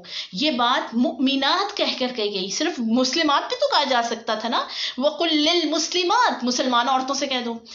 مؤمنین اور مؤمنات کیوں کہا گیا؟ یہ جو بچے میرے ساتھ حدیث کے اسٹوڈنٹس ہیں، جو حدیث انٹرو ٹو حدیث اینڈ سیرہ پڑھے ہیں میرے ساتھ، حدیث میں ہم نے جو حدیث جبرائیل پڑھی تھی اس کے اندر اسلام، ایمان اور احسان 3 ڈگریز پڑھی تھی دین کی. اسلام فرسٹ لیول ہے، جیسے بچہ پلے گروپ میں جاتا ہے تو وہ سمجھنے کہ اسلام ہمارا بہت ہی انیشیل لیول ہے، جہاں ہم اپنا اقرار کرتے ہیں کہ ہاں اللہ ہے، جہاں ہم صرف زبانوں سے کہہ دیتے ہیں کہ اللہ تعالیٰ ہے. ایمان the second level your faith، اور وہ سیکنڈ لیول یہ ہے کہ دل سے یقین کرنا، اور اپنے دل سے جب یقین کر لیا تو پھر آپ نے اپنے اعمال سے بھی اس چیز کو پھر ظاہر کیا، یعنی قول اور عمل دونوں سے اللہ کے سامنے اپنے آپ کو جھکا دینا، یہ ایمان ہے. تو مومنات وہ عورتیں ہوئیں جو اللہ کو دل سے مانتی ہیں، جو اللہ کے احکامات کو یقین سے مانتی ہیں. عام مسلمان عورتوں کے لیے یہ حکم ہے بھی نہیں، ٹھیک ہے، کیونکہ وہ نہیں کر سکیں گی. مومنین جو ہم کہتے ہیں، جو ہم دعویٰ کرتے ہیں کہ ہم تو مومن ہیں، ہم کہتے ہیں نا ہم مومن ہیں، تو اگر تم دعوی ایمانی کرتے ہو، اگر تم یہ کہتے ہو کہ آمنت باللہ وملائکتہ وکتبہ ورسلہ والیوم الآخر، اگر تم یہ کہتے ہو تو یہ حکم تمہارے لیے ہے کہ جو میری ماننے والی عورتیں ہیں، دیکھیں اگر آپ اس طرح ترجمہ کریں، جو میری ماننے والے مرد ہیں، جو مجھے مانتے ہیں، ان کو کہہ دیں، جو مجھ پر ایمان رکھتے ہیں، جو مجھے اپنا رب مانتے ہیں، ان کو کہیں کہ اپنی نظریں نیچے رکھیں اور اپنے اندر حیا پیدا کریں، اپنی شرمگاہ کی حفاظت کریں. اور جو مجھے اپنا رب ماننے والی عورتیں ہیں، اللہ ہمیں بنا دے ویسا، ان سے کہہ دیں. ہر عورت کو نہیں کہا. اور یہ میں نے اور آپ نے اب ثابت کرنا ہے کہ ہم کون سی عورتیں ہیں جو اللہ کو اپنا رب مانتی ہیں، یا ہم اپنے آپ کو، جو کئی دفعہ میں نے آیت ذکر کی نا کہ جن کے لیے ان کا اپنا آپ ان کا رب ہے، وہ کیا چاہتے ہیں، that's more important for them. اب یہاں سے ایک کرائٹیریا سیٹ ہو جائے گا کہ ذرا ان سے کہہ دیں کہ اپنی زینتوں کو دوسروں کے سامنے ظاہر نہ کرتی پھریں. اپنی خوبصورتی میں آپ کا میک اپ بھی آ جاتا ہے، آپ کا فیس بھی آ جاتا ہے، آپ کے کپڑے بھی آ جاتے ہیں. بہت اچھا ڈریس پہنا ہوا ہے، اب ڈریس پہن کر آپ بہت حسین، اب یہ دوسروں کے سامنے ظاہر کرنے والی چیز نہیں ہے، اس کو مزید کور کر لیں. یہ دوسروں کو، آپ شو پیس نہیں ہیں. آپ کو اللہ نے شمع محفل نہیں بنایا کہ آپ دوسروں کو لبھاتی رہیں خوبصورت بن کر. آپ اللہ کی بندی ہیں، اللہ کو رب مانتی ہیں، تو اب کیا کرنا ہے، اپنی زینت کو چھپا لینا ہے. وَلْيَضْرِبْنَ بِخُمُرِهِنَّ عَلَى جُيُوبِهِنَّ، اور ان کو چاہیے کہ اپنی اوڑھنیاں اپنے سینوں پر ڈالے رکھیں. جیوب یعنی چیسٹ پر. یہ آپ کا جو فگر ہے عورت کے لیے، آپ کہہ لیں کہ جو عورت کے اندر ایک اٹریکشن ہے وہ اس کا فگر ہے، ٹھیک ہے. تو آپ نے اپنی اوڑھنیاں ایسے انداز سے اپنے اوپر ڈالنی ہے کہ you have to cover completely yourself. آپ نے اپنے آپ کو مکمل کور کر لینا ہے، ٹھیک ہے. وَلَا يُبْدِينَ زِينَتَهُنَّ، اور اپنی زینتیں نہ دکھاتی پھریں، إِلَّا لِبُعُولَتِهِنَّ، سوائے اپنے شوہروں کے، أَوْ آبَائِهِنَّ، یا اپنے والدین، اپنے باپ کے سامنے بھی آپ بغیر اس طرح، ہمارے ہاں تو الحمدللہ ایک ٹریڈیشن ہے کہ حجاب کا بڑا کانسیپٹ ہے، والد کے سامنے، چچا کے سامنے، تایا کے سامنے، کہ ہم فوراً کور کر لیتے ہیں اور اپنے آپ کو اچھے سے ڈھانپ لیتے ہیں. لیکن چونکہ یہ محرم ہے نا، ان سے شادی نہیں ہو سکتی، نکاح نہیں ہو سکتا. باپ او آبائہن، اپنے باپ، او آبائی بعولتہن، یا سسر. آپ دیکھیں سسر کا بھی اس کے اندر فوراً تذکرہ کیا تاکہ ان کے ساتھ بھی ایک جو مقدس قسم کی بانڈنگ ہماری ہو جائے. جیسے ہم اپنے باپ سے نہ ڈر ہیں، جیسے ہمیں اپنے باپ سے خوف نہیں ہوتا الحمدللہ کہ ہماری طرف غلط نظر کریں گے، ایسے ہی ہمارے سسر جو ہیں وہ بھی ہمارے لیے اسی طرح باپ کا درجہ رکھتے ہیں. او ابنائہن، یا بیٹوں کے سامنے، او ابنائی بعولتہن، یا شوہر کے بیٹے، ٹھیک ہے. شوہر کے اگر اپنی کسی اور بیوی سے بیٹے ہیں تو وہ آپ کے لیے بھی بیٹے ہی ہیں، ان کے سامنے بھی. او اخوانہن، یا اپنے بھائی، او بنی اخوانہن، یا اپنے بھتیجے، او بنی اخواتہن، یا بھانجے. بھانجا بھی محرم ہوتا ہے نا. او نسائہن، یا عورتوں کے سامنے. عورتوں کے سامنے اپنی زینت ظاہر کر سکتے ہیں، عورتوں کے سامنے آپ اپنے آپ کو سجا سنوار کے رکھ سکتے ہیں، اپنے شوہر کے علاوہ اپنے یہ جو ایک حجاب کا تصور ہے کہ اپنے آپ کو بالکل فوراً کور کر لینا ہے، فلی کور کرنا ہے، وہ کن کن کے سامنے نہیں ہے، یہ والے جو رشتے ان کے سامنے نہیں. اس کے علاوہ ہر وہ بندہ جس سے آپ کا نکاح ہو سکتا ہے، دیور، جیٹھ، بہنوئی، یہ خاص طور پر فرمایا الحم و موت. حدیث ہے یہ کہ تمہارے دیور، جیٹھ اور اس کے اندر بہنوئی، تینوں کا ترجمہ آتا ہے یہ موت ہے. کیوں موت ہے؟ جیسے میں نے سورہ نساء کی تفسیر میں بھی آپ کو بتایا تھا، گھروں میں اوپنلی آنا جانا ہے، آپ کی بہن کا شوہر آپ کے گھر میں آنا جانا ہے، آپ کو ان کے ساتھ ٹریول آپ اکثر کر لیتے ہیں. آپ کے دیور، آپ کے جیٹھ اور نندوئی بھی آتے ہیں. نند بھی چونکہ گھر میں آنا جانا ہوتا ہے ان کے میاں، اور ان کے سامنے بہو نہ جائے اور بہو ان کی اچھے سے خدمت نہ کرے تو وہ بھی ایک ہمارے ہاں بڑی قباحت والی بات ہوتی ہے. تو یہ وہ لوگ ہیں، اگر آپ نے ان کے سامنے جانا ہے تو اپنے آپ کو اچھا سا پراپرلی کور کرنا، آپ کی زینت نظر نہ آئے، آپ کے کپڑے نظر نہ آئے، آپ کی سجاوٹ نظر نہ آئے. آپ کا میک اپ ان کے لیے نہیں ہے، وہ آپ کے شوہر کے لیے ہے، ٹھیک ہے. یہاں سے اللہ تعالیٰ نے یہ ساری جو ایک طرح کی باؤنڈری کھڑی کر دی، ایک طرح کی کہہ لیں کہ دیوار کھڑی کر دی. کیونکہ میں نے آپ کو بتایا نا کہ ڈائمنڈ جیسی قیمتی ہے عورت، ہم جو مومن عورتیں ہیں یہ اللہ کے نزدیک بہت اہمیت رکھتی ہیں. تو یہاں پر حکم آ رہا ہے کہ اپنے آپ کو ایسے چھپا لو اپنے گھر کے مردوں سے جو تمہارے گھر میں کام کاج کرتے ہیں. اگر وہ تمہارے اتنے بزرگ ہو گئے ہیں کہ اب وہ ان کا ان چیزوں کی طرف دھیان نہیں ہے تو ان کے سامنے بھی بغیر حجاب کے آیا جا سکتا ہے, لیکن دوپٹہ اور اچھے سے کور کرنا ادھر بھی ضروری ہے. جو بیٹ مینس کے کانسیپٹ ہیں ہمارے ہاں, اور پھر بہت سارے واقعات آ رہے ہوتے ہیں کہ بیٹ مین نے چھوٹی بچیوں بیچاریوں کو ریپ کر دیا اور ان کے ساتھ زیادتی کر دی. یہ گھروں میں رکھے ہوئے ہوتے ہیں جب ہم نے اس طرح کے ملازم, اور ان کے سامنے ہم اوپنلی آ رہے ہوتے ہیں اپنے جو ہے بغیر حجاب کے, تو پھر یہ قباحتیں تو آنی ہی آنی ہے. ٹھیک ہے. او الطفل الذین, یا وہ بچے لم یظہروا علی عورات النساء, جن کو بھی عورتوں کی باتوں کا پتہ نہیں چلا. اب یہ کتنی ایج کے ہو سکتے ہیں؟ 7-8 سال تک کے بچے ہے نا. اس کے بعد سے آپ ان سے بھی حجاب کے وہ ایک اچھے سے کور کریں, کیونکہ آج کل چھوٹے چھوٹے بچے, چھوٹے چھوٹے لڑکے 10-11 سال کے جب بچے ہو جاتے ہیں تو ان میں کیوروسٹی بہت زیادہ آ جاتی ہے. اور پھر چونکہ اب تو ہر چیز ہاتھ میں ہے نا, اور پھر وہ بہت ہی ایکسیسو وے میں ان کو پتہ چل رہی ہوتی ہیں, تو وہ بڑی تجسس سے آس پاس کے پھرنے والی جو عورتیں ان کو دیکھ رہے ہوتے ہیں. تو کوشش کریں ایٹ لیسٹ اپنے آپ کو اچھے سے بڑی چادر سے کور کر کے رکھیں. وَلَا يَضْرِبْنَ بِأَرْجُلِهِنَّ, اگلی آیت, اور اپنے پاؤں اس طرح نہ مار کے چلیں, لِيُعْلَمَ مَا يُخْفِينَ مِن زِينَتِهِنَّ, تاکہ ان کی پوشیدہ زینت پتہ چل جائے. اگر آپ نے پائل پہنی یا چوڑیاں پہنی ہوئی ہیں, اس میں دونوں طرح کی چیز آ جاتی ہے, تو اپنے زیوروں کو بجاتے رہنا, اور تاکہ اٹریکٹ ہوں لوگ, آپ کو دیکھیں. اسی میں پھر خوشبو کا بھی حکم ہے. یہ میں حدیث پڑھی تھی کہ حضرت عائشہ رضی اللہ تعالیٰ عنہ نے فرمایا کہ نبی صلی اللہ علیہ وسلم نے بڑے سخت الفاظ بیان کیے. میں آپ کے سامنے حدیث رکھ دیتی ہوں کہ آپ نے فرمایا کہ جو عورتیں خوشبو لگا کر, شدید جو تیز پرفیوم کہہ لیں, یعنی اس میں یہ بالکل وہ نہیں ہے کہ ہم اپنے آپ کو اچھا نہ رکھیں یا اپنے آپ کو خوشبو نہ لگائیں. اپنے آپ کو خوشبو آنا الگ چیز ہے, لیکن پورے عالم کو آپ جو ہے وہ مسحور کرتی پھر رہی ہیں, اور ان کو اگر ہم معطر کرتے پھر رہے ہیں, یہ چیز منع کی گئی ہے. فرمایا کہ جس عورت نے خوشبو لگائی اور وہ گھر سے نکلی تاکہ لوگ اس کی طرف متوجہ ہوں, تو اس پر اللہ کی لعنت ہے. اور پھر ایک جگہ پہ فرمایا کہ یہ ایسی عورت کو جنت کی خوشبو بھی نہیں آئے گی, حالانکہ جنت کی خوشبو اتنے اور اتنے فاصلے سے عام لوگوں کو پہنچے گی. یعنی وہ لوگ, وہ خواتین جو بہت زیادہ خوشبو لگا کر پھرتی ہیں اور جس سے یعنی اٹریکشن ہو اور پتہ چلے اچھا یہ پرفیوم تو فلاں خاتون لگاتی ہیں. یعنی آپ نے اپنے آپ کو چھپا لینا ہے اپنے اندر سے اٹریکشن کی جو چیز کہ لوگ آپ کی طرف مڑ کر دیکھیں اور اٹریکٹ ہوں. برائی والی جو چیز ہے اس سے ختم اپنے آپ کو نکال لیں تاکہ آپ کی حفاظت ہوتی رہے, تاکہ زنا اور اس کی طرف بڑھنے والے تمام چیزوں کو شروع سے ہی ختم کیا جا سکے. اسی طرح آپ صلی اللہ علیہ وسلم نے فرمایا کہ وہ میری امت کے آخر میں کچھ ایسی عورتیں ہوں گی جو لباس پہننے والی ننگی عورتیں ہوں گی.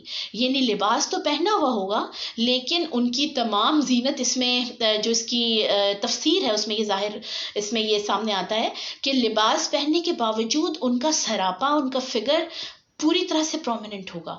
اور جو خود مائل ہونے والی اور دوسروں کو مائل کرنے والی, خود مائل ہونے سے کیا مراد ہے, یعنی آپ اکثر آپ دیکھیں کہ ہم کہہ جاتے ہیں یہ بات کرکٹ دیکھتے ہوئے یا میڈیا کے حوالے سے کہ فلاں دیکھیں کتنا فٹ ہے, کتنا ہینڈسم ہے, یا فلاں کتنا اچھا ہے, یہ ہے. یا میڈیا کے علاوہ بھی جو ہمارے کولیگز ہمارے ساتھ کام کر رہے ہوتے ہیں, یا پھر ہمارے رشتہ داروں میں سے جن لوگوں کے ساتھ ہمارا آنا جانا ہوتا ہے, جن کی طرف ہم اٹریکٹ ہو رہے ہوتے ہیں ان کی کسی ظاہری چیز کی وجہ سے, ان کی ظاہری پرسنالٹی کی وجہ سے, ان کی اچھی ڈریسنگ کی وجہ سے, مائل دوسروں کی طرف ہونا. یعنی ایک مومن عورت اپنے شوہر کے علاوہ کسی دوسرے کو وہ پسندیدگی کی نظر سے نہیں دیکھتی, سوائے وہ جو اللہ کے دین کو اچھے سے بیان کر رہا ہے, اللہ کے دین کا کام کر رہا ہے. وہ جو ہم نے شروع میں پڑھا تھا نا کہ 2 لوگ ایسے ہیں جن سے رشک جائز ہے, اور وہ بھی ان کے دین پر ہوگا, بندے پر نہیں ہوگا، اس آدمی پر نہیں ہوگا کہ وہ سبحان اللہ کتنے حسین ہیں تو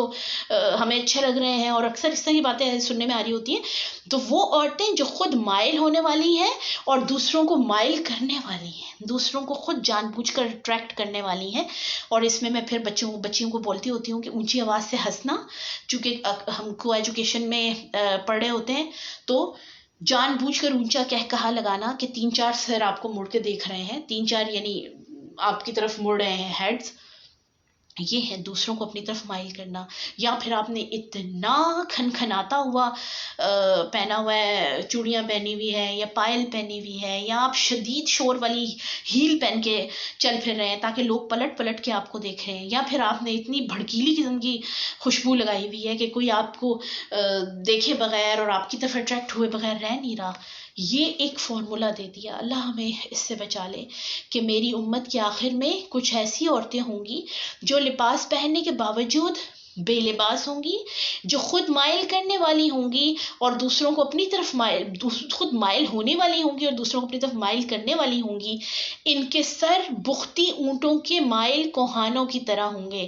یعنی اپنے آپ کو اس میں بہت ساری محدثین کہتے ہیں کہ جو آج کل یہ آیا ہوا ہے نا کہ بہت اونچا کر کے ہم پیچھے سے اپنا وہ کیچر یا ہیئر اوپر اکٹھا کر لیتے ہیں، تاکہ اکثر تو اس نیت سے کر رہے ہوتے ہیں تاکہ حجاب صحیح سے ٹک جائے، تو یہ بھی گناہ کے اس میں آتا ہے. یعنی یہ بھی آپ پرومیننٹ کر رہے ہو نا، اگر آپ نے بہت ہی اونچا سا اپنے ہیڈ پہ کچھ بنایا ہوا ہے تو you are going to be prominent, ہے نا. تو اس سے منع کیا گیا. پھر فرمایا کہ یہ وہ لوگ ہیں کہ یہ وہ عورتیں ہیں کہ نہ وہ جنت میں داخل ہوں گی نہ ہی جنت کی خوشبو پائیں گی. حالانکہ جنت کی خوشبو اتنی اور اتنی مسافت سے آ جائے گی، لیکن ان کے اللہ تعالیٰ ان تک جنت کی خوشبو کو بھی پہنچنا گوارا نہیں کریں گے. تو اس میں ابن عبد البر رحمہ اللہ کہتے ہیں کہ نبی صلی اللہ علیہ وسلم سے مراد وہ عورتیں ہیں جو باریک اور خفیف لباس پہنتی ہیں جس سے جسم کا وصف واضح ہوتا ہے اور وہ چھپاتا نہیں ہے. اب چونکہ آگے گرمیاں آ جانی ہیں اور لان میں جب کپڑے لینے جاؤ تو شاپ کیپرز حیران ہو رہے ہوتے ہیں کہ آپ کون سے قسم کی لان چاہتی ہیں جو سی تھرو نہ ہو. وہ کہتے ہیں کہ ہمارے سے تو یہ ڈیمانڈ ہوتی ہے کہ ایسا کپڑا ہو جو بہت ہی باریک ہو. اور آپ دیکھیں کہ سبحان اللہ، ہم تو نماز کے حوالے سے بھی ہمیں خیال رکھنا ہوتا ہے نا کہ ایسا ڈریس ہم نہیں پہن سکتے جو سی تھرو ہو، جس میں آپ کی ٹانگیں نظر آ رہی ہیں، دور سے آپ کی سراپا ظاہر ہو رہا ہے. تو جب ہم نماز کے لیے ایسا ڈریس نہیں پہن سکتے جس میں صرف میں نے اور میرے رب نے ایک دوسرے کے آمنے سامنے ہونا ہے، تو کجا دنیا کے سامنے ہم ایسا لباس پہن کے پھریں. پھر اس میں وہ لباس بھی آ جاتا ہے، یہ ابن عبد البر کی ایکسپلینیشن کے مطابق، جو کہ بہت زیادہ تنگ لباس ہو. یعنی آپ نے اتنی ایکسٹرا فٹنگ کے ساتھ لباس پہنا ہوا ہے کہ آپ کے جو ہے وہ پورا کا پورا فگر پرومیننٹ ہو رہا ہے. اس میں گاؤنز بھی آ جاتے ہیں اکثر، بہت میں نے دیکھا ہے کہ گاؤنز بھی اتنے شدید فٹنگ والے ہوتے ہیں کہ ان میں شاید عام کپڑوں میں اتنا انسان پرومیننٹ نہیں ہو رہا ہوتا جتنا گاؤنز میں ہو رہا ہوتا ہے. یعنی اصل مقصد آپ کو پروٹیکٹ کرنا ہے، آپ کو چھپانا ہے. ٹھیک ہے. تو اس کے بارے میں حضرت امام سیوطی کہتے ہیں کہ لباس پہننے کا مقصد یہ ہے کہ فتنہ اور خرابی کو ختم کیا جائے، اور یہ چیز کھلے اور وسیع لباس کے بغیر حاصل نہیں ہو سکتی. اگر لباس تنگ ہے یا باریک ہے جس سے جلد کا رنگ یا جسم کا انگ اور حجم واضح ہو، ٹھیک ہے، اور مردوں کی آنکھوں میں وہ ہر چیز کلیئر ہو رہی ہو، تو یہ ایک ایسی خطرناک خرابی ہے جو بے لباسی کے ایکول ہے. اس سے یعنی ایسا ہی ہے کہ جیسے کسی نے بے لباس ہے، جیسے کسی نے کوئی قسم کا لباس نہیں پہنا ہوا. اچھا، یہاں پر ایک میں حدیث بھی کروں گی آپ کے سامنے مینشن، کہ حضرت اسامہ بن زید بیان کرتے ہیں کہ نبی صلی اللہ علیہ وسلم نے ایک دفعہ مجھے ایک چادر دی، قبطی چادر، تو وہ میں نے اپنی بیوی کو دے دی. تو آپ صلی اللہ علیہ وسلم نے مجھ سے پوچھا کہ جو میں نے تمہیں چادر دی تھی وہ تم کیوں نہیں پہنتے؟ تو میں نے کہا کہ میں نے وہ چادر اپنی بیوی کو پہنا دی. اب وہ چادر، قبطی چادر، شاید تھوڑے سافٹ کپڑے کی تھی، یعنی تھوڑے سے پتلے کپڑے کی تھی. تو آپ نے کہا کہ نبی صلی اللہ علیہ وسلم نے فرمایا کہ اپنی بیوی کو اگر دی ہے تو اس سے کہو کہ اس کے نیچے بھی کچھ پہنے، کیونکہ مجھے خدشہ ہے کہ وہ اس کی ہڈیوں کا حجم واضح کر دے گی.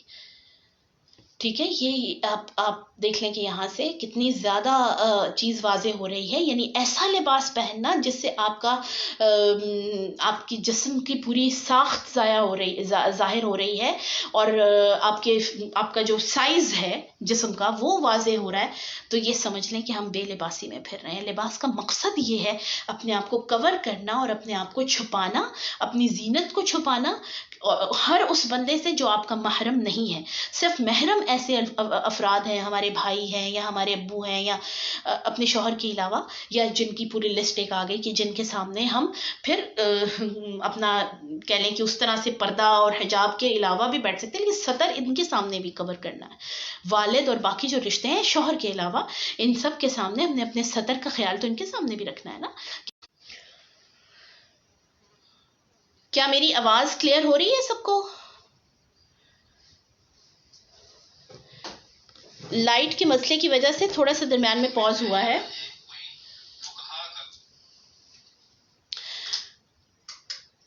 کیا مجھے سن پا رہے ہیں آپ؟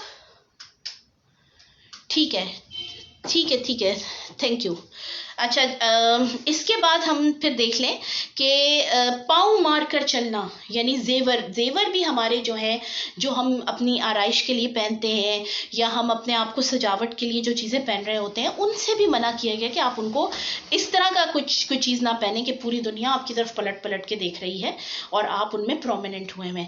اچھا, یہ سارے جو پردے کے احکامات ہیں یہ شادیوں پہ ختم ہو جاتے ہیں, ہے نا. شادی کے لیے تو بالکل نہیں ہے, جبکہ آپ کے بھائی کی شادی ہے یا آپ کے کوئی ایسے کسی رشتے کی شادی ہے جس پہ تو آپ تو مہمان خصوصی ہیں, وہاں تو پھر جو پردہ کر بھی رہے ہوتے ہیں وہ بھی نہیں کر رہے ہوتے.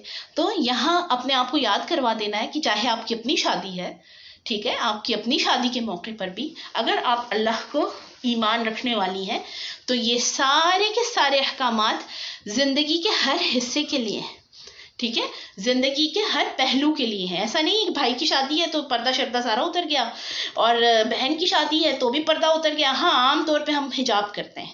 حجاب اگر تم کر رہے ہو, ٹھیک ہے, اگر ایک دفعہ اللہ کے راستے پہ چل پڑے ہو تو پھر یہ فار ایور ہے. پھر آپ نے اپنے آپ کو اس کے اوپر استقامت کے ساتھ کرنا ہے. اور یہ میں سمجھ سکتی ہوں کہ بہت ہی مشکل احکامات ہیں کہ جو لوگ پہلے سے پریکٹس نہیں کر رہے ہوتے, ایک دم سے پریکٹس کرنا یہ تھوڑا سا مشکل ہے. چونکہ میں نے شروع میں بات کی تھی کہ زنا کے حدود کے حوالے سے یہ صورت شروع ہوئی. اب آپ کو ٹپس بتائے جا رہے ہیں جن میں, یا آپ کو ایسے طریقے بتائے جا رہے ہیں جن کے ذریعے سے آپ معاشرے سے بے حیائی کو, اور جن کے ذریعے سے آپ معاشرے سے یہ جو زنا جیسی قباحتیں ان کو ختم کر سکتے ہیں. تو سب سے پہلے کہ اپنی نظر کی حفاظت کر لیں, ٹھیک ہے, اپنی نظر کو جھکا کر رکھیں.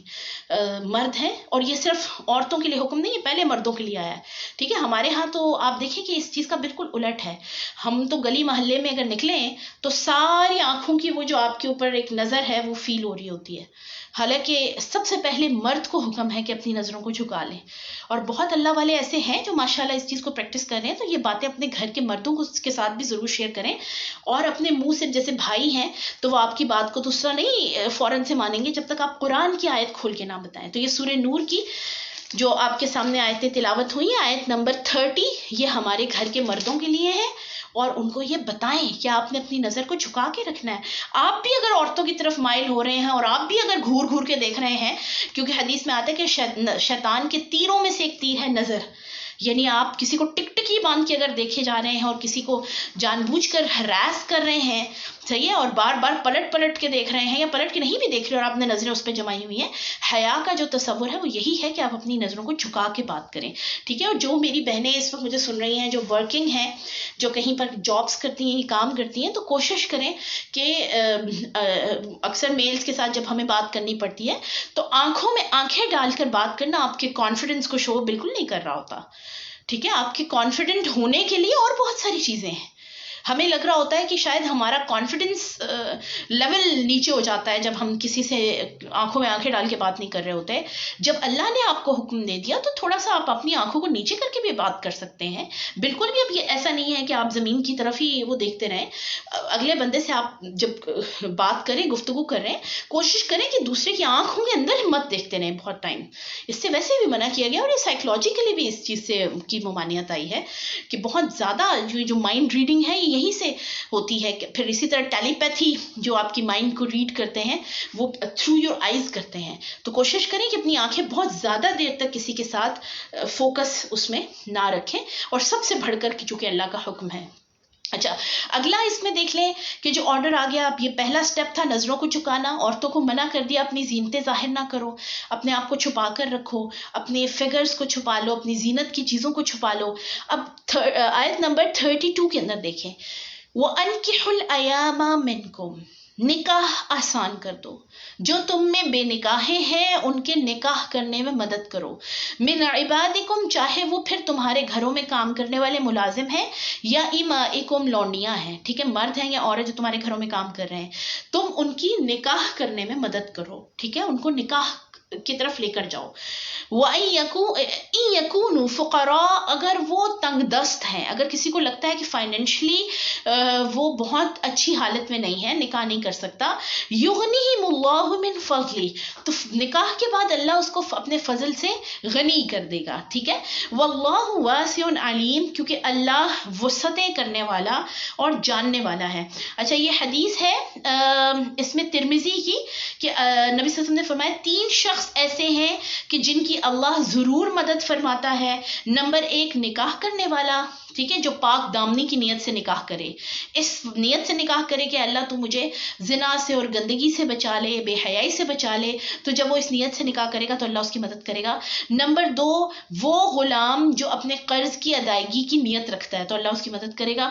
اور اللہ کے راہ میں جہاد کرنے والا، جو اللہ کے راہ میں جہاد کرتا ہے، چاہے وہ جہاد بالسیف ہے، تلوار کے ساتھ ہے، یا اپنے کسی بھی قسم کا جہاد ہے، کوشش ہے جو ہم گھروں میں اپنے دین کو پھیلانے کے لیے کر رہے ہیں، اللہ تعالیٰ کا دین دوسروں تک پہنچانے کے لیے کر رہے ہیں، کسی بھی قسم کا جو جہاد ہے، ہر ایک جہاد میں اللہ مدد فرماتا ہے۔ اگر آپ کوشش کر کے، اگر مثال کے طور پر یہ بھی جہاد ہے کہ اگر آپ یہ تمام احکامات اپنے گھر والوں کے سامنے یا اپنے لوگوں کے سامنے جو آپ کے عزیز و اقارب ہیں ان تک پہنچائیں، تو ایک جہاد کی نیت کریں کہ تیرے راستے میں کوشش ہے، جہاد جہد سے نکلا ہے، کوشش سے، تو فرمایا کہ ان کی اللہ ضرور مدد فرمائے گا۔ اچھا اس میں ایک چیز اور بھی ہے کہ اچھا یہ اگلی ہی آیت بلکہ اس کو کلیئر کر رہی ہے کہ وَلْيَسْتَعْفِفِ الَّذِينَ لَا يَجِدُونَ نِكَاحًا، اور ان لوگوں کو اپنے آپ کو پاک دامن بنائے رکھنا چاہیے کہ جو نکاح کی بالکل کیپیسٹی نہیں رکھتے، حَتَّى يُغْنِيَهُمُ اللَّهُ مِنْ فَضْلِهِ، یہاں تک کہ اللہ ان کو اپنے فضل سے غنی کر دے۔ اب یہ 2 باتیں سامنے آ گئی، ایک یہ ہے کہ اگر تم تنگ دست ہو تو تم اس وجہ سے نکاح نہیں کر رہے کہ میں فائنینشلی ویک ہوں تو اللہ تمہاری مدد کرے گا، لیکن اگر یہ حال ہے کہ بیٹا بالکل نکما ہے، ٹھیک ہے، یہ میں آپ کو مطلب بہت کامن ورڈز میں سمجھانے کی کوشش کر رہی ہوں، کچھ بھی نہیں کرتا، جو ہمارے معاشرے میں جیسا ہے نا، نکما ترین بچہ ہے، اپنی ذمہ داری نہیں اٹھا سکتا، کچھ بھی نہیں کر سکتا، گھر کی اس کو چھوٹی موٹی رسپانسبلٹیز بھی اٹھانی نہیں آتی، ٹھیک ہے، کمانے کی طرف اس کا بالکل دھیان نہیں ہے۔ اب ایسے بچے کی ہمارے ہاں، یا خدا نخواستہ کسی نشے وشے پہ لگ گیا ہے، سگریٹس بہت پیتا ہے یا بری صحبت میں پڑ گیا ہے، اب ہمارے ہاں اس نکمے بچے کے لیے حل کیا تلاشا جاتا ہے کہ کوئی لڑکی لا کر اس کی شادی کر دو، کوئی آ جائے گی تو یہ خود ہی ٹھیک ہو جائے گا۔ اب جو انسان اپنی ذمہ داری نہیں اٹھا سکتا، وہ آگے ایک دوسرے انسان کی، اور اس دوسرے سے جب 3-4 اور ہو جائیں گے تو کیسے ذمہ داری اٹھائے گا؟ یعنی رسپانسبل ہونا اور نیت ہونا یہ بہت امپورٹنٹ ہے، اسی لیے فرمایا نا کہ جن کی پاک دامنی کی نیت سے نکاح ہے ان کی اللہ مدد کرتا ہے۔ وہ جو ہمارے معاشرے کے اندر ایک ٹرینڈ ہے کہ نکمے بچے جو بالکل کچھ نہیں کر رہے ہوتے ان کی شادیاں کر دو، اور اس کی پھر بیچاری جو بیوی آتی ہے وہ گھر بھر کی نوکر بن کے رہے، اور پورے جگہ پر وہ بیچاری ذلیل و خوار ہوتی رہے، اور روزانہ اپنی عزت نفس کا سودا کرے، یہ پورے گھر والوں کے لیے اس کے اندر وبال ہے اور بڑا سخت گناہ ہے، ٹھیک ہے۔ تو فرمایا گیا کہ اگر تم اتنی بھی طاقت نہیں رکھتے کہ اگلے بندے کی رسپانسبلٹی کو ایٹ لیسٹ پورا کر لو، 2 ایکسٹریمز ہیں ہمارے ہاں، یا تو لڑکا جو ہے وہ لاکھوں کی نوکری پر لگے تو ہم شادی کرنا پسند کرتے ہیں نا، اپنا گھر ہو یا اپنی گاڑی ہو، یہ ایک ایکسٹریم ہے۔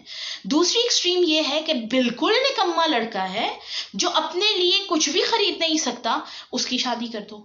یہ دونوں چیزوں کے درمیان کا رستہ آپ کو بتایا گیا ہے، ٹھیک ہے۔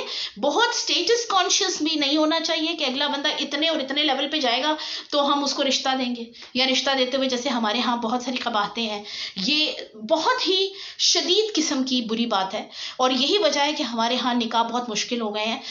پچھلے دنوں مجھے بلکہ یہ بات سامنے آئی تھی، شاید میری کوئی فرینڈ کری تھی، کہ بھائی کی شادی ہم اس لیے نہیں کرتے کہ 4 سے 5 لاکھ تو صرف کپڑوں اور زیور اور ان ساری چیزوں کے لیے چاہیے، تو میں نے اس سے کہا کہ 4-5 لاکھ کی تو ضرورت نہیں ہے، آپ اتنی چیزیں مت لیں. تو اس نے کہا اتنی نہ لیں، ان کے بھائی